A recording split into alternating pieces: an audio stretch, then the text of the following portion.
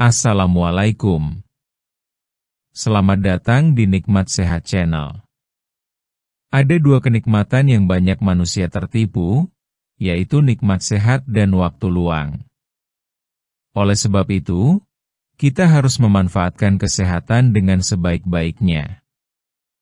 Pada kesempatan kali ini, kami akan membahas rahasia istirahat berkualitas menurut ahli psikologi.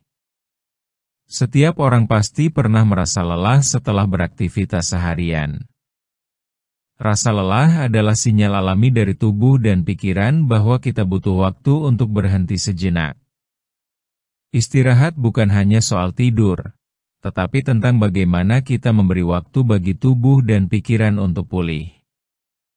Menurut para ahli psikologi, istirahat yang berkualitas sangat penting untuk menjaga kesehatan mental dan fisik.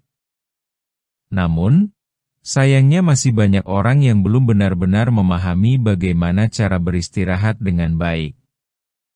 Banyak yang berpikir bahwa tidur cukup sudah cukup untuk membuat tubuh kembali segar, padahal kenyataannya tidak selalu demikian.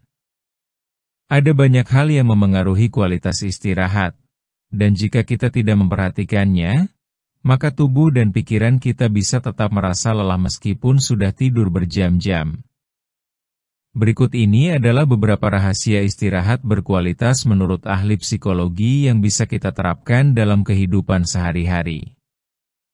1. Mengenali jenis istirahat. Istirahat tidak selalu berarti tidur.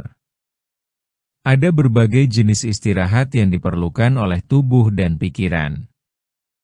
Beberapa di antaranya adalah istirahat fisik, istirahat pikiran, istirahat emosional, dan istirahat sosial. Istirahat fisik bisa berupa tidur malam, tidur siang, atau sekadar duduk santai tanpa melakukan aktivitas berat. Istirahat pikiran terjadi ketika kita berhenti memikirkan hal-hal yang membuat stres, misalnya dengan berjalan-jalan di alam atau mendengarkan musik.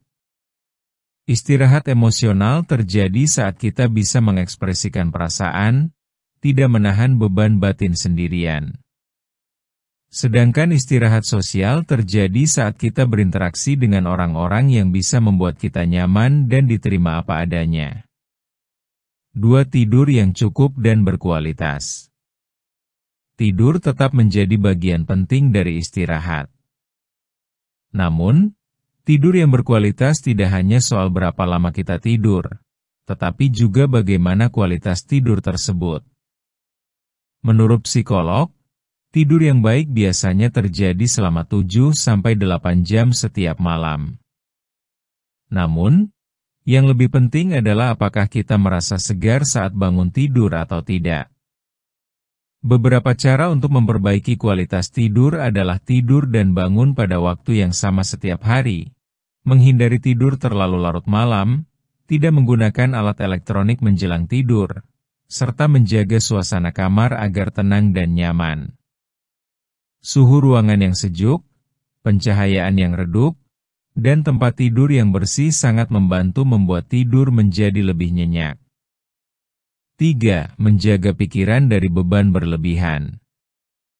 Banyak orang tidak sadar bahwa pikiran yang terus aktif bisa membuat tubuh ikut lelah.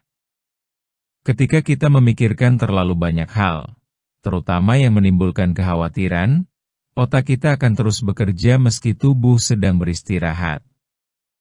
Akibatnya, kita sulit tidur nyenyak atau merasa tidak tenang meski sudah berbaring.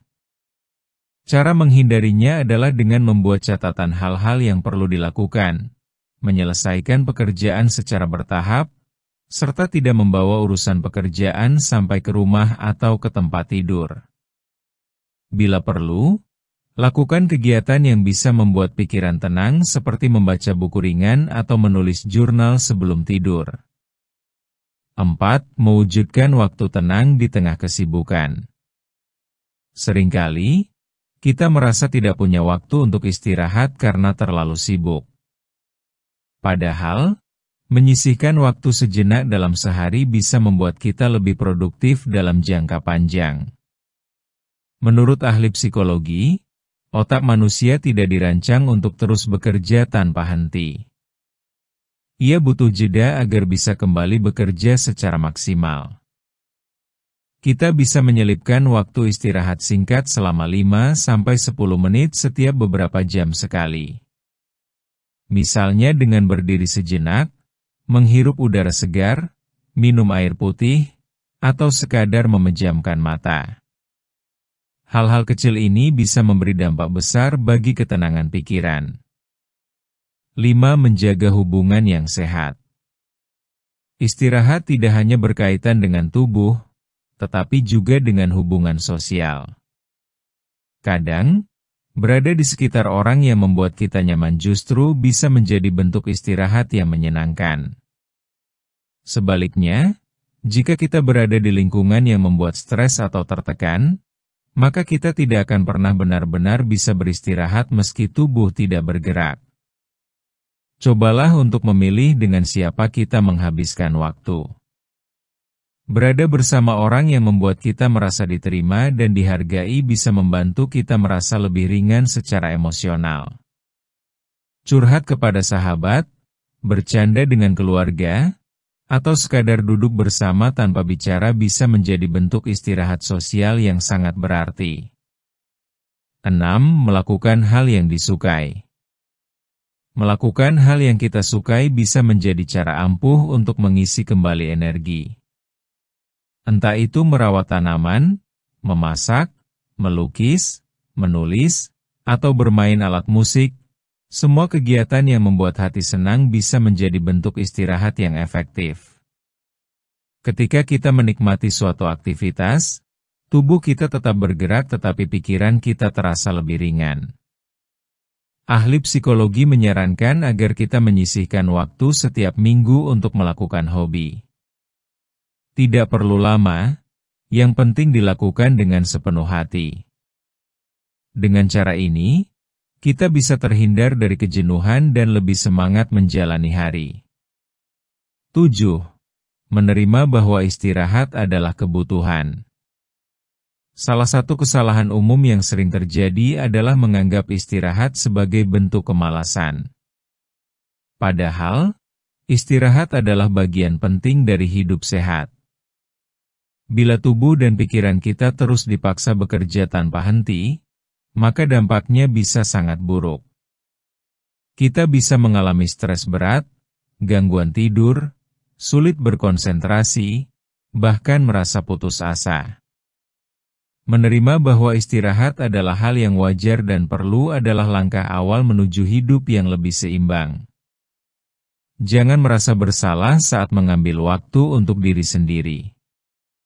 Justru, dengan beristirahat, kita sedang mempersiapkan diri agar bisa kembali menjalani tanggung jawab dengan lebih baik.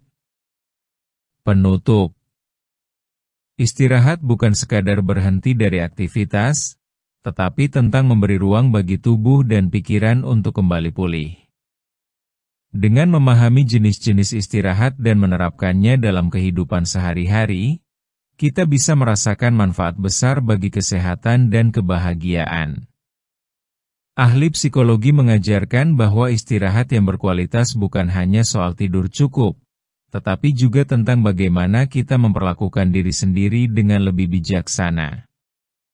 Jadi, jangan ragu untuk mengambil jeda. Dengarkan tubuh dan pikiranmu. Karena terkadang, hal paling bijak yang bisa kita lakukan adalah berhenti sejenak dan bernapas dalam-dalam. Demikianlah video sederhana mengenai rahasia istirahat berkualitas menurut ahli psikologi. Jika kamu suka dengan video ini, silakan klik tombol like dan subscribe. Terima kasih.